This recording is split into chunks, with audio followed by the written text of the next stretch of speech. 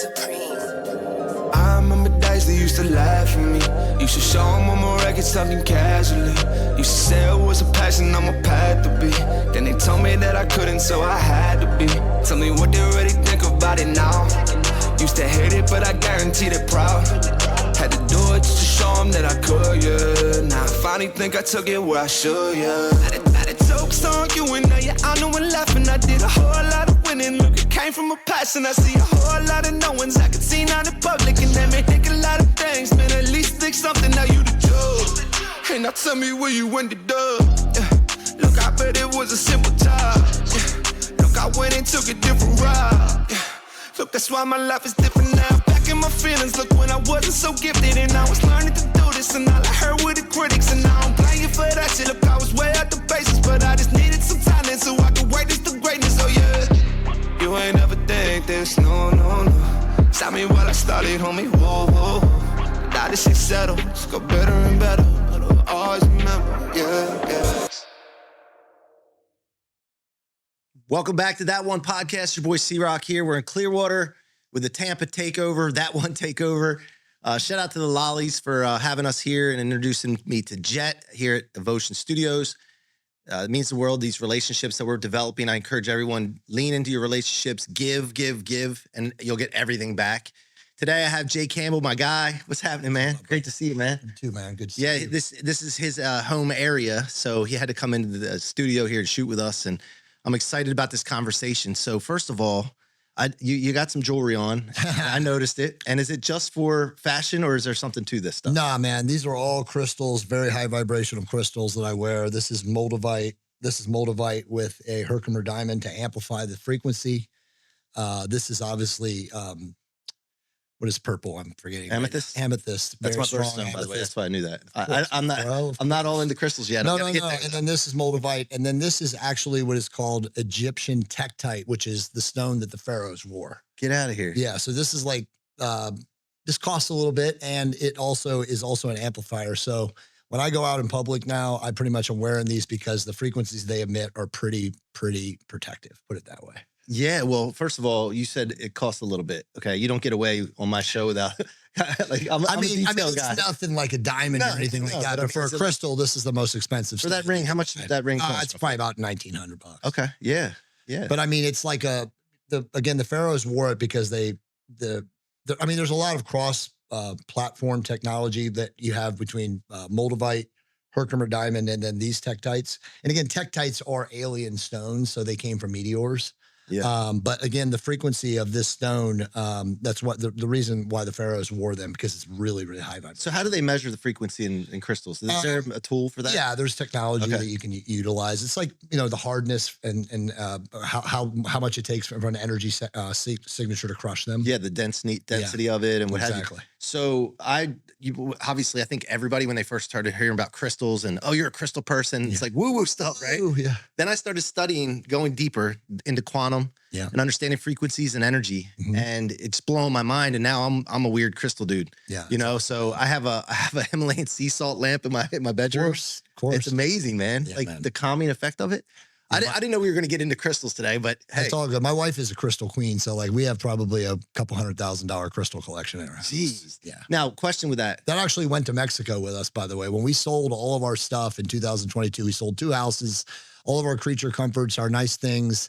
We took our crystals, 2 standing desks, our laptops, and then my wife took our 45-degree incline Nordic track treadmill.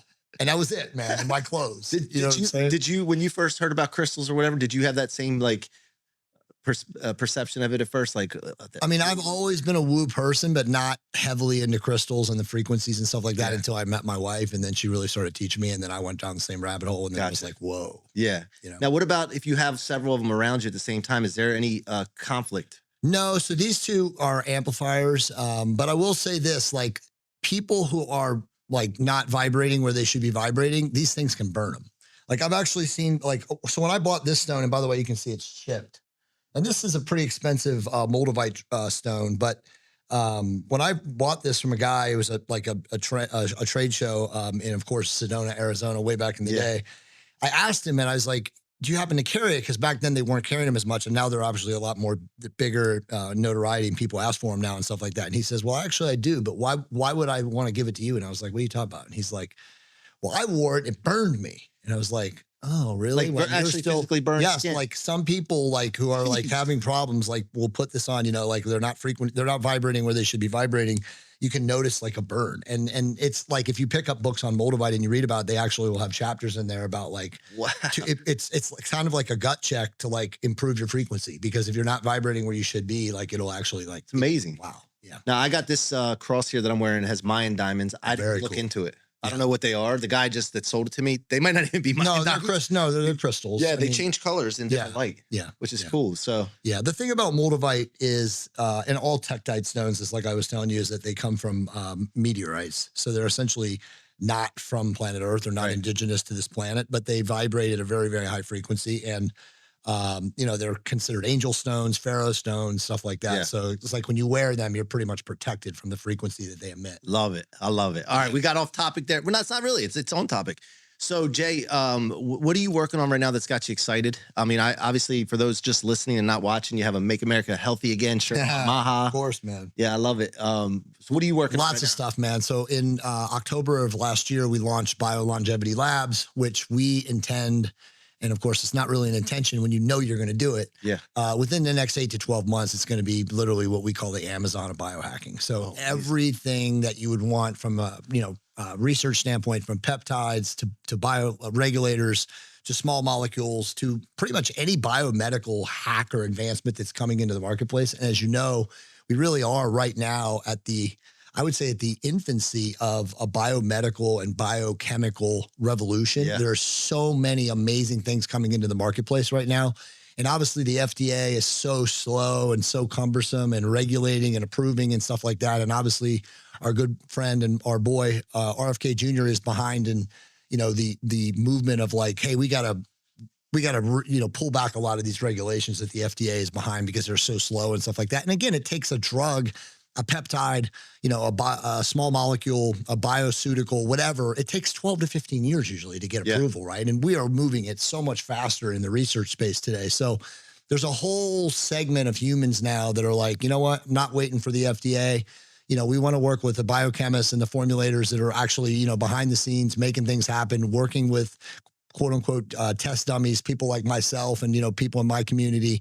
And we want to have access to these products, now, right? Yeah. Rather than waiting 12 to 15 years for them to go through all these trials and stuff like that. So it's an interesting cross section right now because the FDA is clearly at a point now, I would say they're at a pivot point where they're going to have to make decisions on approving drugs faster, because if they don't, the research community is just going to blow by them. Yeah. And that's what's happening now. Yeah. A lot of people have already taken this into their own hands and they're using research peptides and they're, quote unquote, self-medicating or, getting doctors to write scripts that are off label. So it's an interesting time right now. Yeah. And we talked about on a previous episode about, each individual is different. Yeah. And so what are your thoughts on that? And the looking at the blueprint of someone, their genetics, what have you, and then being able to fill the gap, so to speak. So genetics is a really important marker, but it's not the ultimate determinant. And lifestyle, which is epigenetics, is the ultimate determinant, right? So like you might have, a polymorphism, or you might have this mutation, or you might have this that shows up in your genetics.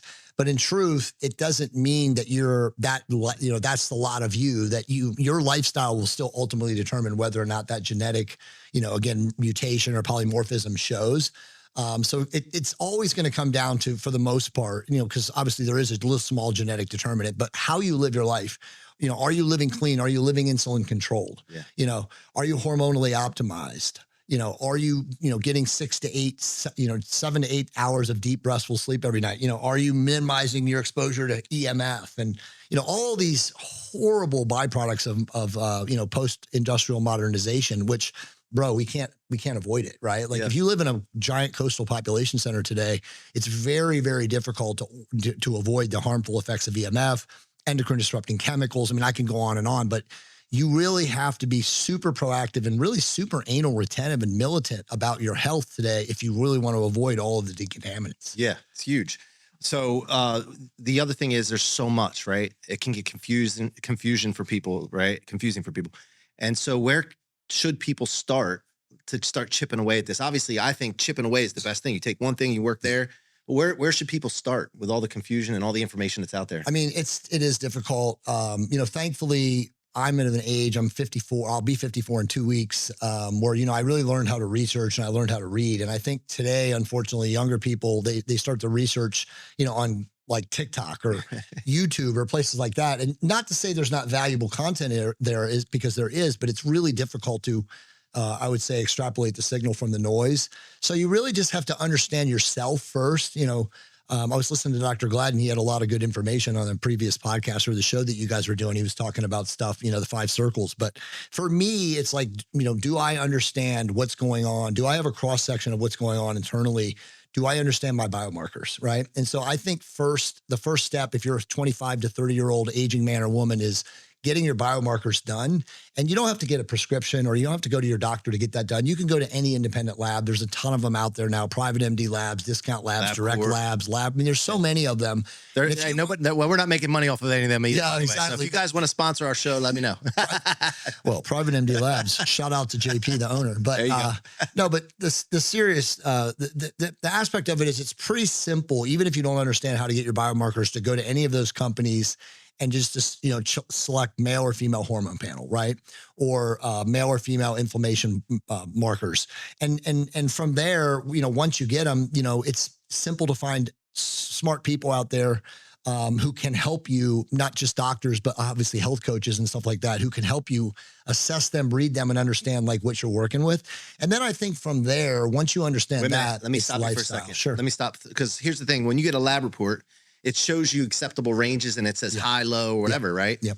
But there's a lot of trust issues right now with government and government agencies. For sure, right? Of course, yeah. So by looking at that report by yourself, you might say high, might say low. For example, testosterone, there's a difference between free testosterone, total testosterone. We talked about this before, right? Yeah. And I'm looking at mine and I'm like, oh, I'm good. Yeah. But that's not necessarily the case, is it? No, it's not. And that's why it's important that you do work with somebody who's, trained and competent, who can read laboratory work and can understand biomarkers and can tell you because if we want to talk about that, obviously, free testosterone, total testosterone, most physicians have no understanding of the difference. And so they'll see a person, a man, let's just talk about a man right now, but it's going on with women too, who has like a 500 to 600 total testosterone level and a super low free level, and say, oh, you're fine. You don't need therapeutic testosterone, or you don't need your hormones optimized, when in fact, the total testosterone is what's bound up in the body and unusable. Exactly. It's totally unusable, technically. Okay. But the free testosterone is what is bioavailable and usable by the body. It is unbound. So the free testosterone number and the correlation is much more important than total. But if a doctor doesn't understand that, you're going to not get a prescription for therapeutic testosterone, which is obviously life enhancing when done correctly. And that's a whole nother story. But yeah, you have to make sure that you're working with, whether it's a physician, a health coach, who truly understands biomarkers and can make a recommendation to you that can help you, deep down the rabbit hole as you go further. Yeah. All right. Now we're coming out of a season of restriction on content. You've been through it. I've been through it. A lot of people I know have been through it. Shadow banning, blocking, kicking you off platforms. President Trump was kicked off of Twitter, I believe.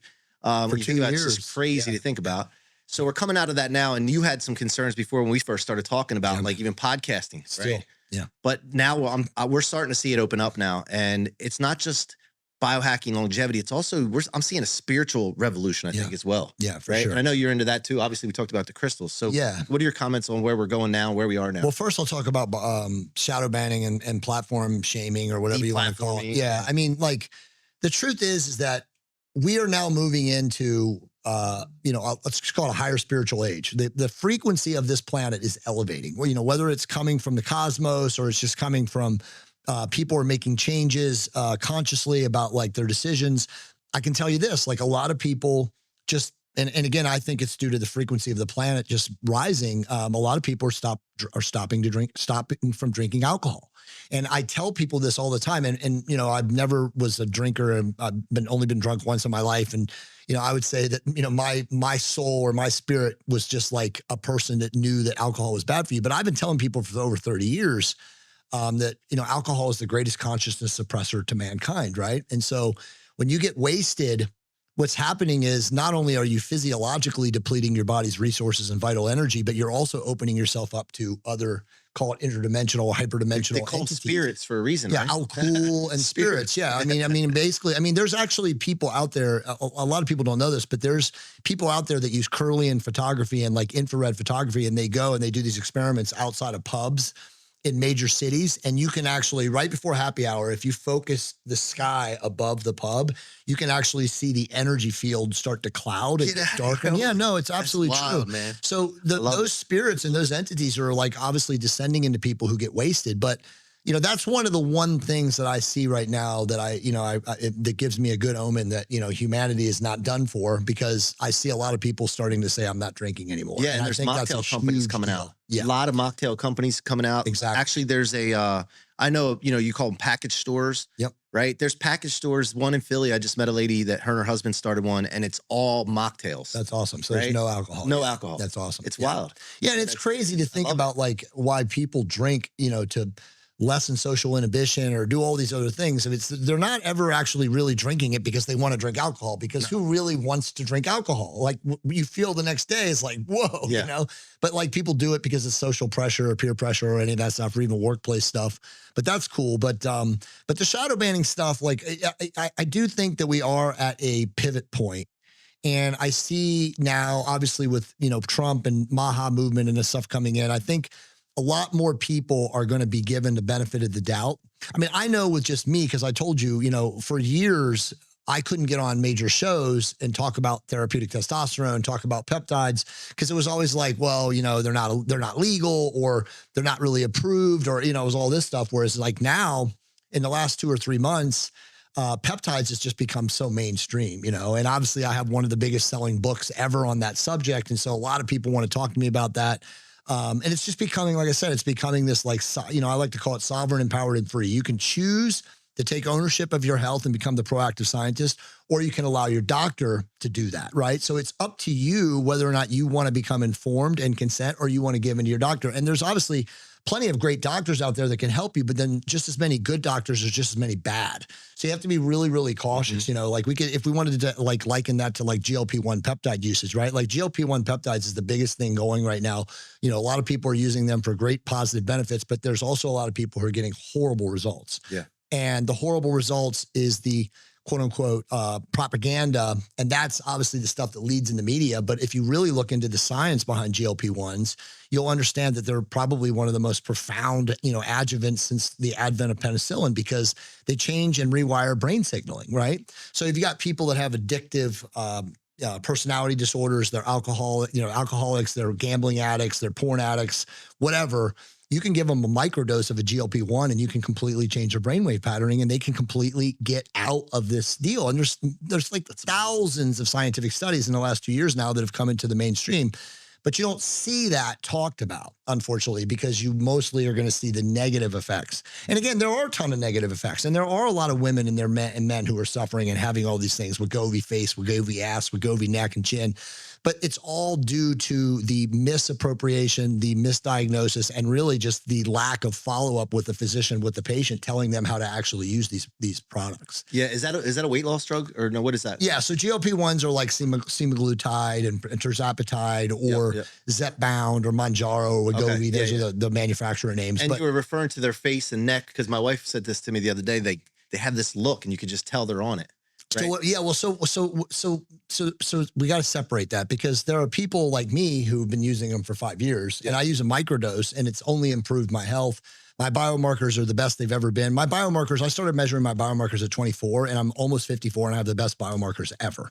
Like I have high HDL, my APO, my ApoB, all my levels are incredible, but the average person who gets average advice, who is attempting to use it to lose weight because they don't take care of themselves already, those are the people seeing that. And just so we can be very clear on like how you do it wrong, you don't eat enough protein, you don't do resistance training, you don't live insulin controlled, you don't change your lifestyle, you don't give up, drinking booze and alcohol and sugar and, GMO food and all that stuff. Those are the people that have those problems. They're looking for a shortcut. Exactly. Right? And it's not a magic pill. Right. There's nothing out there that's a magic bullet. Even therapeutic testosterone, growth hormone, peptides, those are not magic bullets.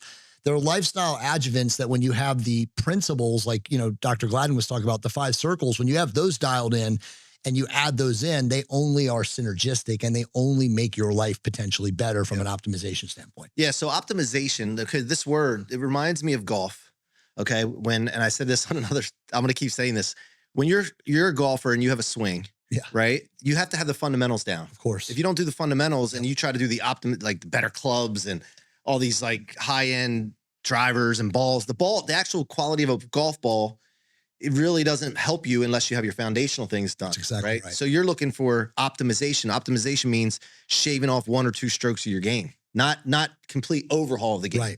Right. Exactly. 100%. Yeah. I mean, the way I look at it is you can get on peptides, GLP-1 peptides, therapeutic testosterone, growth hormone, all these different things, all these mitochondrial optimizing supplements that are coming into the marketplace. But if you don't have the core principles, which are obviously living insulin controlled, exercising, both cardiovascular resistance training, and then also getting 6 to 8 restful hours of sleep a night, none of those things are going to make any kind of difference, right? So it's like we have to always focus on the biggest movers or the biggest, what I call legs in the stool.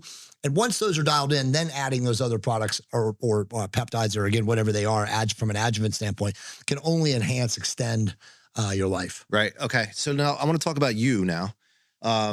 First of all, what would you describe yourself as, or what label would you give yourself professionally? Professionally, a human optimizer. Okay. And when did it start for you?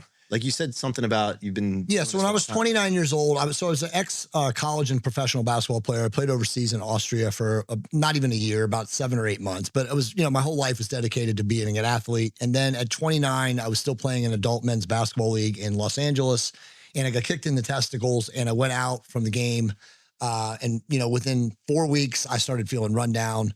And, at that time I was working for the Los Angeles Times. I was a classified advertising salesperson. And luckily, and again, as I always say, there's no coincidences, only synchronicities. I went to my PPO doctor and he recommended me to an endocrinologist. And the endocrinologist that I happened to go to was a Harvard trained guy by the name of Dr. Raymond Scruggs. And he was like, look, man, he took my labs and he said, you have the testosterone levels of a 75-year-old plus geriatric man. He's like, I can give you therapeutic testosterone and I can have you right as rain in 8 weeks. But, I was like, let's do it. And he's like, well, first, go home, talk to at the time, my fiance, we got married like about 4 months later and get her approval. So I did. And, 8 weeks later, as he said, I started feeling amazing. Like I had low back pain. I had all this like rundown symptoms at 29. What did you start to notice? Like, just amazing. everything was amazing. I mean, cognitively improved, better energy, just everything was better. All that, everything. I mean, it was just incredible. So anyway, are you chasing your fiance around? I mean, that's the thing. Is like with therapeutic testosterone. I mean, I was at a point where I was young and I was virile, and so I didn't have any issues with like sexual function, but. Everything else improved. But when I went back to see him, after 8 weeks, he wanted to take me off. And I was like, dued, I'm not coming off this. Well, like, can this you, like, once you started, can you come off of it? I mean, you can. I mean, obviously you want to use like, FSH and LH mimetics like HCG or HMG or even enclomiphene, but products like that. But you absolutely can come off of it. I mean, I think that's a myth that, once you get on, your body stops producing it and it'll never produce it again. And you're addicted or hooked on it for the rest of your life. It's not technically true. The body is amazingly homeostatic and dynamic, and it will always return to where you were before you started it. But most men who go on therapeutic testosterone, the benefits are so pronounced and so profound, you don't ever want to come off of it. And so for me, at that point, I became this great student of it. And there wasn't a lot of stuff back in 1999 on that. The stuff that was available in the research community was for guys that had HIV. One of my mentors was Nelson Virgil, and he wrote the book Testosterone, it was actually called Built to Survive. And then Testosterone, a Man's Guide. He wrote it with another doctor by the name of Dr. Michael Mooney. But those guys were writing it on like defeating AIDS and how to survive HIV. Because at that point in time, the HIV was a death diagnosis, right? But the only other research that was out there on therapeutic testosterone was in Bulgarian and Russian, because they had been using it with their athletes for like 60 years. But I couldn't read Russian or Bulgarian, and the internet was in its infancy, so you couldn't really translate stuff with AI. So anyway, I just became this like massive student of it. And the next 10 to 12 years, I built an incredible physique. Whenever I would meet people, they would ask me, they're like, dude, you look amazing. Like, what do you do? And I would tell them straight to their face. I'd say, I use therapeutic testosterone. And they would either be like, what? You're on steroids? Or they would be like, wow, fascinating. Tell me more. So eventually the fascinating, tell me more people won out. And I wrote a book in 2014 called the original, it was called the Definitive TRT Manual. And then I had a bunch of people, doctors and stuff like that, that mentored me and helped me write it and publish it and stuff like that. And then after that, the book blew up on Amazon. A lot of people say that Bezos used that book to change his physique. You know, he went from the nerdy guy to like the jack dude. He probably did, because it was like the biggest book on Amazon about that product. Wait a minute, but do you think it helps guys get like better quality women, not just looks, but like, do you think testosterone, therapeutic testosterone, more attractive, make you more attractive? Completely a life changer. There are massive, numerous studies in the marketplace and in the world about how it improves decision making. It makes a person more surgically tactical in their work and their business. And then obviously the physical effects are also pronounced. But yeah, there's no question. I mean, Mike, we live in a society today where most men that come out at 20 to 25 have low testosterone. Mm-hmm. You know, they're emasculated. They have very low masculine sense of self, very low form of masculine energy. It's a really, really bad situation.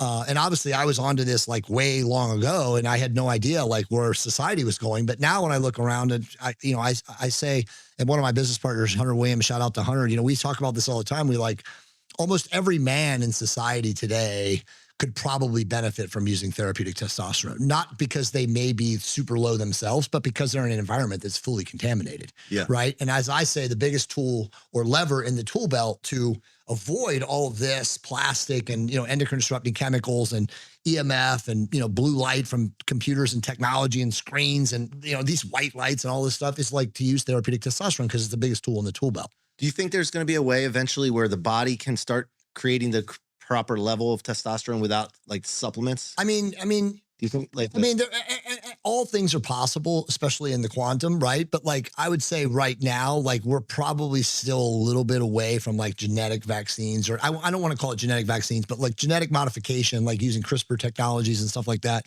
where you can actually give people gene modification and it's not, you know, negative, right? Like, because I don't want to get in, I don't want people thinking that I would ever promote mRNA vaccines, because mRNA vaccines are not good. I mean, I don't care how much they develop them, they're not ready for prime time. And obviously humanity learned that, unfortunately, over the last 3 or 4 years. But I would say the answer is that there will be technologies that will come into the marketplace that will offer stuff like that. Yeah. Yeah. Sure. I mean, that's where we should be aiming towards eventually. Oh yeah. Right? And I think we are, I think, but you know, for now, I think, you know, it's very simple to use therapeutic testosterone. You can put cream on the base of your scrotum. You can inject yourself with a 29 to 30 gauge insulin syringe, which is simple, you know, anywhere on your body. Those needles are like so small, you can't get hurt. I mean, most people do have a needle phobia initially when they first start injecting themselves with testosterone, but it's like becomes like brushing your teeth. Yeah. But the benefits from this stuff are so profound. The problem is that we still have a medical community that doesn't really understand how to prescribe. They give you other drugs like AIs, which are absolutely death drugs, or women's cancer drugs, and they think that you have to suppress estrogen while you're on testosterone, and it's completely the opposite. So it's, you know, better education, better information, hopefully better delivery technologies. Once that happens, then I think we can defeat this. But right now, dude, honestly, I think the hormonal decline and the hormonal suppression that both men and women are facing right now is probably the biggest issue we have in society today. Yeah, I agree.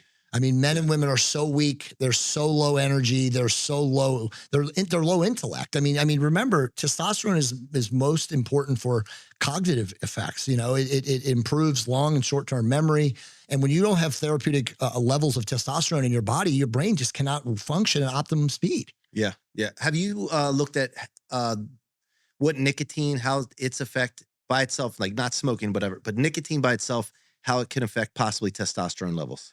So nicotine is a very interesting subject. Like I wrote a very long, profound blog that I think is still indexed on PubMed or EDU. I wrote it like 6 years ago, but it's the nicotine. It's not the nicotine that's bad. Nicotine is a shamanic drug that they've used in South America, like the ayahuascos, which are the guys that, you know, perform ayahuasca ceremonies, the indigenous in like the Amazon rainforest. They've been using nicotine for literally thousands of years, right? So, but in America, the nicotine that's in cigarettes is also combined with horrible chemical additives that they put in the cigarettes that make people super addicted. So I don't really think technically that, and again, there's science that proves this, that nicotine is as bad for you as it's been made out to be. Obviously, there are now companies that sell pouches. There's people taking nicotine lozenges, nicotine gum or whatever. It is a very powerful nootropic. It does a lot of stuff in the brain that's positive. But like everything, dude, like I always say this, like the difference, again, Tim Ferriss said this, the difference between a pill and a poison is the dosage. Yeah. We always have to modify and control what we're taking. We always want to start low and go very slow. And we have to always remember that what goes up must come down, right? Yeah. It's just kind of the laws of the quantum. So like whatever you're taking, modify, use micro dosages, and realize that you're going to probably have to withdraw or come down or even come off at times, and from a therapy standpoint, use everything prudently from there. Yeah. All right. As we wind down here, we're up against the clock. I want to talk about being a living demonstration for what we talk about, right? Leadership is not just running your mouth and talking about it and putting content out. It's about being a living demonstration, because that provides authenticity. And, on a daily basis, like what's your day look like that feeds what you talk about all the time? Yeah. I mean, I agree with you. I heard you were talking with Dan. My day is very regimented. I mean, my wife is very much like me. And I'm very blessed in that regard. We are a spiritually evolving partnership. Spirituality and the evolution of and growth of our souls is most important and paramount for us, obviously as parents and also leaders. But we literally just put out a document last week that is basically called A Week in the Life of Jay and Monica Campbell. And amazing. Yeah. And we spent a good, literally 20 days, putting this out there, because it has links, to everything that we do. Right. So it's like, it's not just like show me, and then drop it out. It's like, okay, here's pictures of us. Here's how we do this, when we do this. Here's videos of us doing this. Here's the time of the day that we do this. Here's the supplement dosage. Here's the food dosage, the amount of protein, when we train, when we do cardio. Like I said, it was a very all-encompassing thing. But man, yeah, you have to be a living personification of what you talk about, right? And I can speak for myself, and again, for my wife, we're 54 years old. We look better than most people in their early 20s. I have a full six-pack at least 11 months out of the year. My wife is a six-pack 12 months out of the year. I mean, but it's not just the physical, because I always tell people, like, you can't change your body or your mind or anything about yourself until you feel worthy. And again, I heard Dr. Gladden say self-love. Self-love is the most important concept, right? Like if you do not love and trust yourself, it doesn't matter the changes that you make, because you will always default back to the original state of not worthy. I don't feel worthy of positive change. I don't feel worthy of rocking a six-pack or having muscles or looking good with my clothes off or in a bikini. You know what I'm saying? So it's like, we really have to get to a level where every single day we're doing positive affirmations. We have power words, like your words are very similar to mine. I'm persuasive, powerful, and engaging, right? Yeah. Those are my three words, right? And I have affirmations. I mean, I tell people this all the time, bro. Like I literally 3 days a week still do mirror exercises when I'm in the shower, right? Yeah. It's a ritual for me. I listen, I have like a chakra tuning frequency that tunes all the chakras, and I have that in the background. And then I'm literally in the mirror looking at the shower mirror as I'm shaving, speaking to myself. Yes. And sometimes I physically speak the words out, but a lot of times I look into the mirror and I emote the energy of the thoughts into the mirror. So, I mean, but all those things, I have prayers, I have invocations, I have, again, affirmations, and they're all programmed into my calendar. I mean, at any point in time during the day, I could get a notification that says, oh, what are you thinking right now? How do you feel? Lean into that thought, right? If that's not a positive thought, realize it's just resistance, because I have a statement. I say this, and again, I borrowed this from Dr. David Hawkins and I added to it, but the statement is, all things are happening as divinely as they're intended in all ways and in all ways.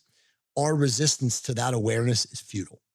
So think about that for a second. Yeah, everything is happening as it's divinely intended always. Yep. And if you think that it's not, it's your resistance to that awareness. So just let go, let God, accept, allow, and realize that all things are better.